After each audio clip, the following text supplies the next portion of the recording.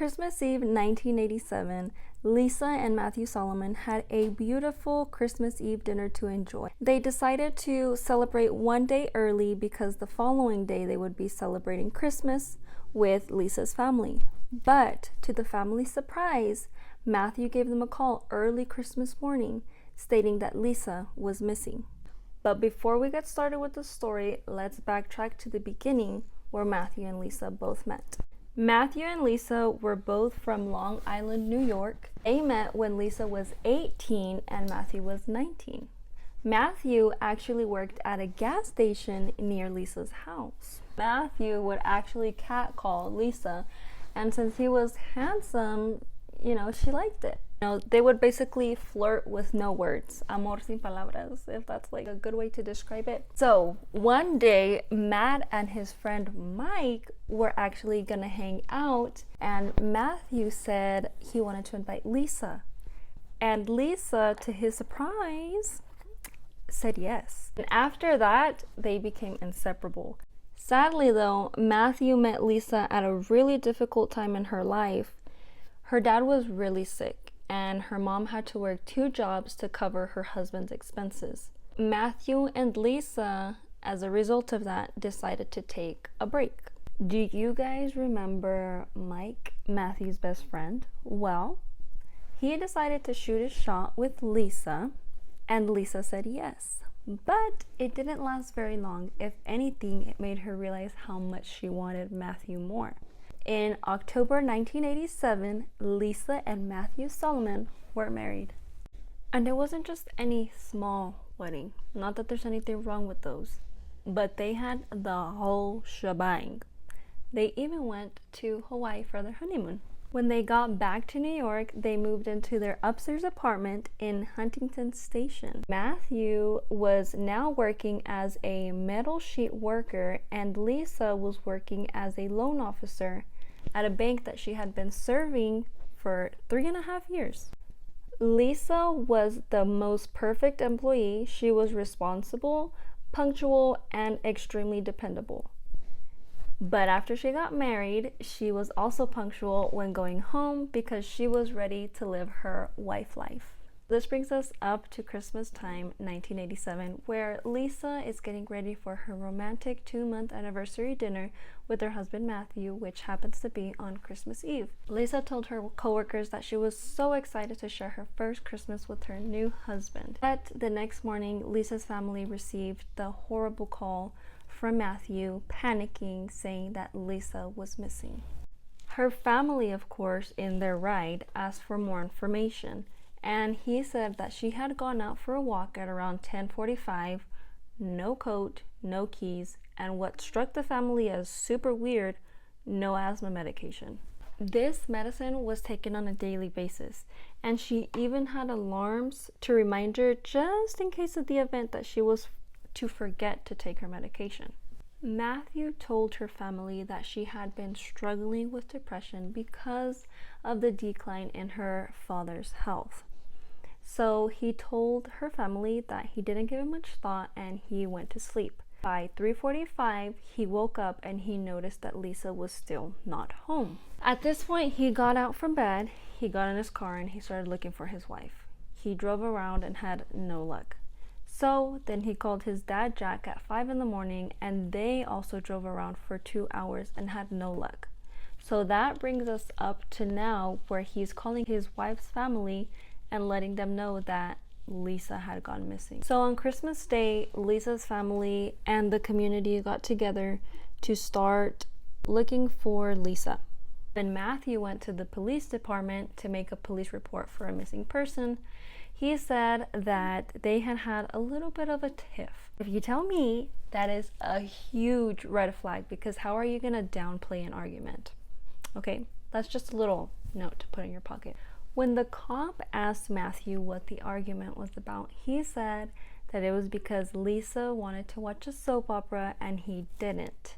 From there, the argument kind of escalated, but nothing too crazy, to which is when Lisa walked out and she went off to cool down. It is good to note that Lisa did have the tendency of walking away during arguments. So it was a norm for Lisa, but the fact that she had been gone this long was alarming. It had been more than a couple of hours. It's extremely cold outside and she does not have her medication.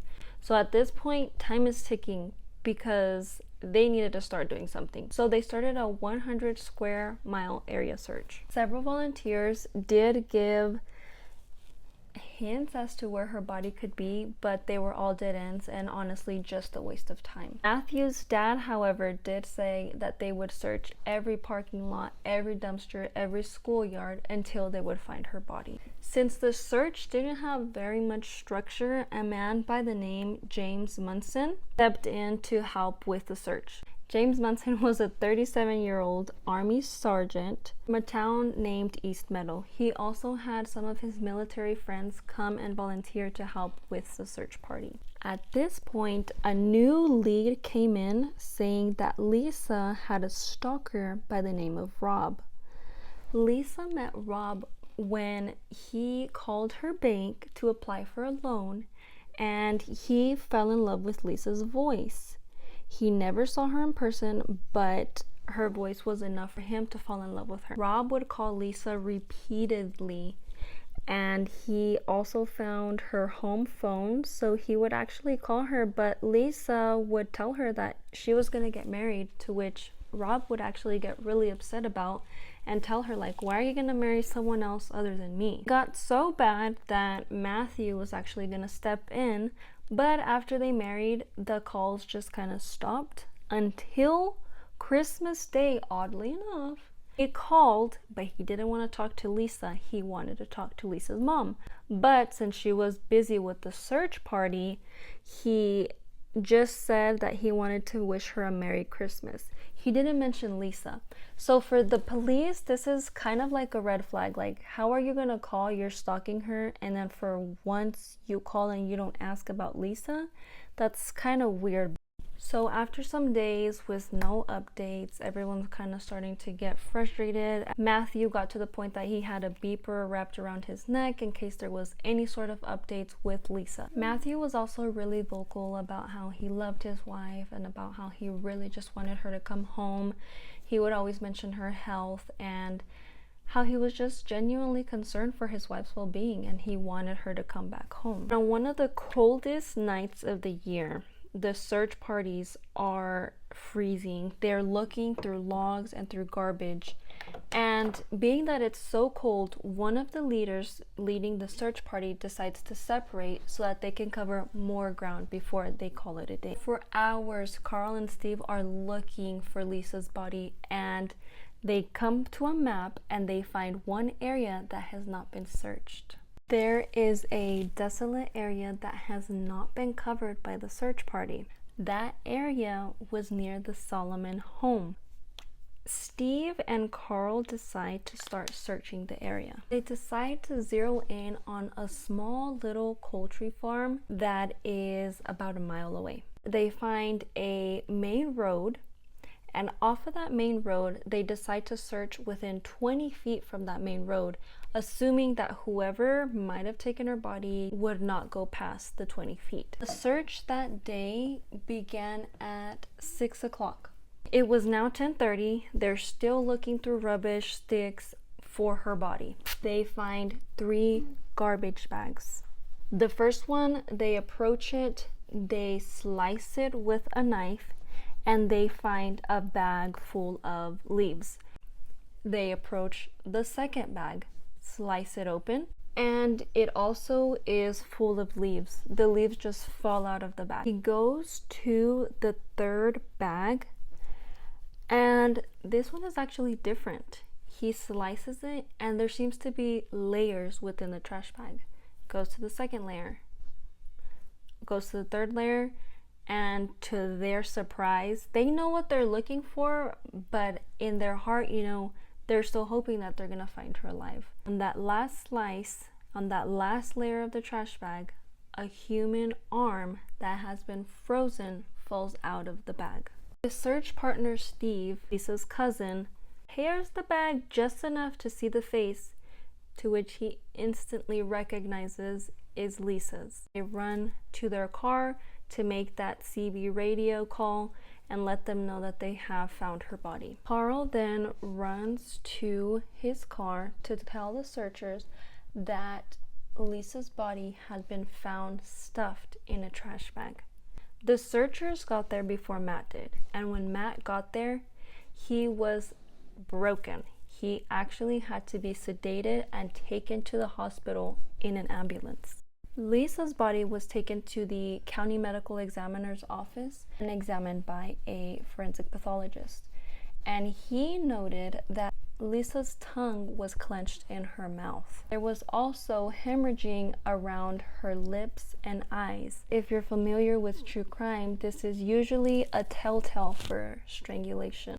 Lisa's neck and fractured cartilage was also a big indicator to the forensic pathologist that she had passed away from strangulation. The pathologist concluded that she was put in a chokehold. He also noted that it probably did not take more than 20 seconds for her to pass out. The autopsy also showed that her head may have been banged against something like the floor or the wall because she had injuries on her scalp and her shoulders. Her toxicology level did come out to a 0.16, which was equal to 6 to 8 drinks of alcohol, which did line up with what Matthew had told the police.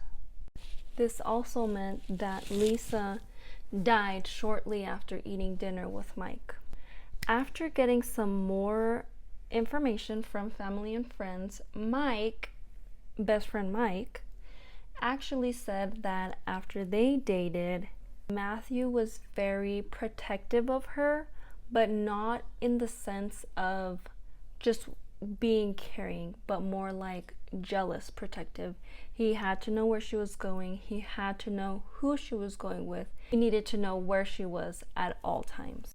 With every recollection that he was getting from family and friends, it was kind of starting to be revealed that their relationship wasn't as perfect as everyone thought it was. They also spoke to Raymond Padilla, who was the landlord and owner of the house where they lived in. And they actually lived on the top part of the house, and Padilla lived on the bottom part of the house. And he said that that day they began to yell at each other and that Matthew just got louder and louder. He said that the screams were then followed by footsteps, heavy footsteps, which were kind of like someone was being chased by someone else. He said that there was a really loud bang, like someone being pinned against the wall, perhaps. And he also said that he heard Lisa crying. After the crying is when he said that it all just kind of stopped. So after the information that was given from the landlord, police decided to take their eyes off of Rob and put them back on Matt. Something that was also odd that was noticed by the family was that Matthew was the one that was giving the tips for where they should be looking for Lisa's body. And he never once had them look near where her body was found. Police decided to re-interview him and just see what Matthew had to say. They noticed that he made very subtle changes, but after each recollection that he gave the police, there was in total 30 different changes. He changed the times when he walked out and just little things here and there. They moved forward and obtained search warrants to begin the process to look at Matthew's apartment as well as his car. They collected carpet fibers from his car and also collected hair from Matt. And surprise, surprise, the same fibers that were taken from his car and the hair that was taken from his head was also found in the bags where Lisa was put in. Interestingly enough, that night that Lisa went out for her walk, Matthew said that he had knocked out, but it was later found out that Matthew was not asleep at all. There was video footage of him at a local 7-Eleven.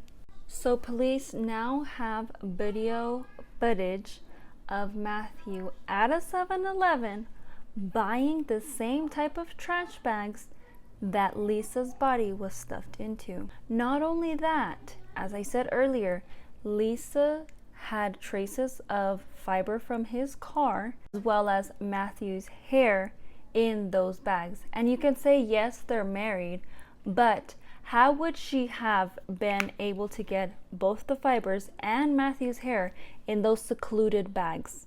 If it wasn't him, there should be no sort of reason that she has any of those traces on her in those bags. In the second week of January, when police are preparing to arrest Matthew, he decided to take an interview with a news program, and he said in live television that he had nothing to do with his wife's disappearance or death. Come on, Matty boy. The next day, he was arrested. When police showed up with their evidence, he was just, all that emotion that he had portrayed and showed for the cameras, it was just gone. He really didn't fight it or anything. He just kind of went with the flow. Matt, you're under arrest for the murder of Lisa Solomon. He didn't say anything, so either he was in complete shock or he was in disbelief that his act had caught up to him. It really was an act, because when it was all shown to him, he said, yeah, I didn't. So then he gave the police a recollection of what actually happened that night. This is what happened according to Matthew Solomon. He said that Lisa had gotten off of the phone with her mom at around 7 p.m. Then they began to eat their dinner, and they had 3 bottles of champagne. They then went to bed, made love, and around 10 p.m. Lisa began to watch the soap opera she had taped off of her TV. A soap opera is just a telenovela. Matthew fell asleep while Lisa was watching the soap opera, but Matt was woken up before midnight because Lisa was upset that he had fallen asleep on Christmas Eve. She also told him that she was depressed because of her father's health and about how her mother was alone. Then she went to tell Matt that she hated him and that she was leaving.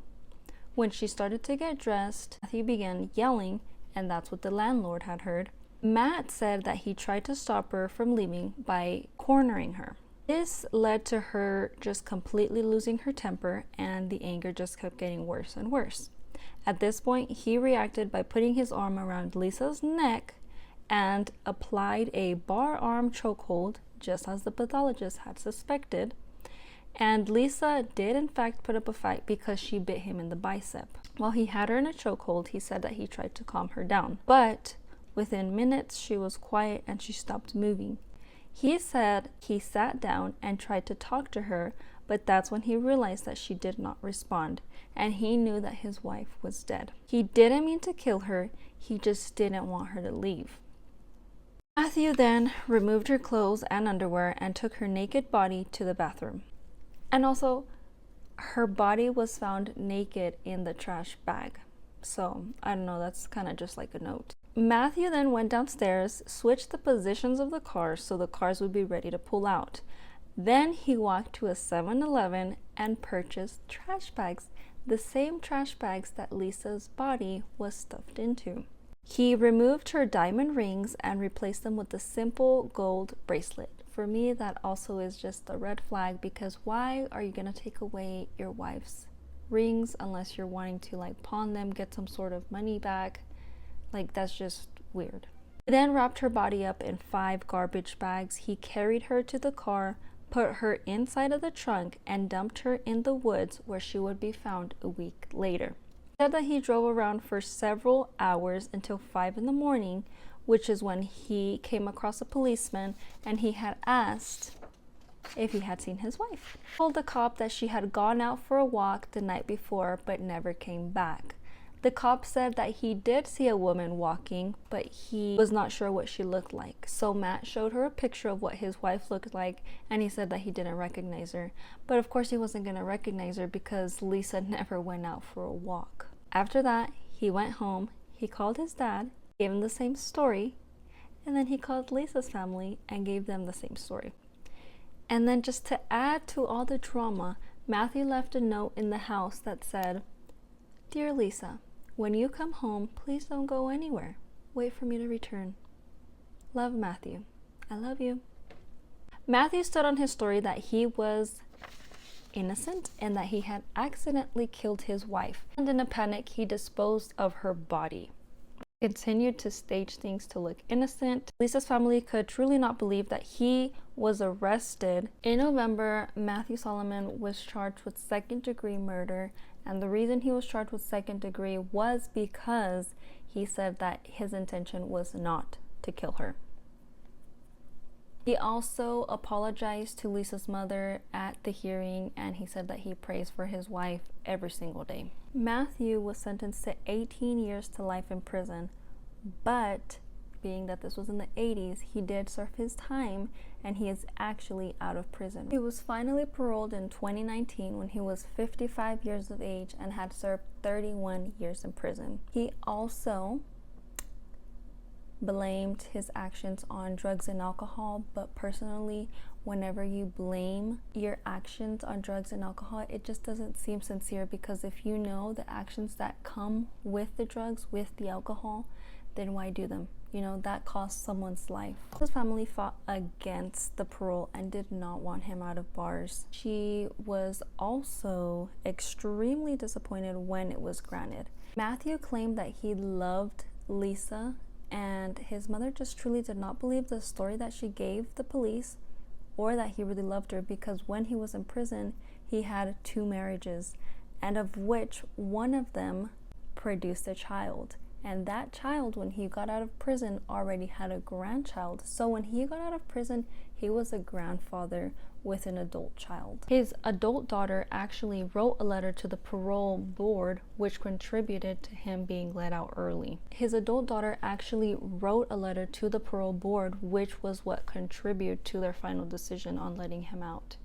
He also said that he would be committed to sobriety, and I mean, he was just promising that he was going to be a better man. But when anyone is in jail, they make a million promises, and that's just history repeating itself. And you can see this, or maybe you have lived this. You just know that when someone's in prison, they speak one way, and when they're out, it's just completely different. The case of Lisa Solomon, her husband of 2 months killed her in cold blood on Christmas Eve. And it's really sad because Lisa really loved her husband, but he chose to end their story in a very tragic and sad way.